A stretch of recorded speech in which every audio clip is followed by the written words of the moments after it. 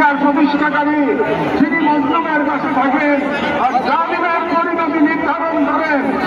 আজ আমরা বাংলাদেশের জনতা যারা জুলুমের ইতিহাস জানি, প্রতিবাদের চেতনা ধারণ করি, সমবেত হয়েছে গাজার মৃত্যু ভয়হীন জনগণের পাশে দাঁড়াতে। আজকের এই সমাবেশ কেবল প্রতিবাদ নয়, একই ইতিহাসের সামনে দেওয়া আমাদের জবাব, একটি অঙ্গীকার, একটি শপথ। এই পদযাত্রা ও গণজামায়াত থেকে আজ আমরা ৪টি স্তরে আমাদের দাবিসহ উপস্থাপন করব। আমাদের প্রথম দাবিগুলো জাতিসংঘ আন্তর্জাতিক সম্প্রদায়ের প্রতি, যেহেতু জাতিসংঘ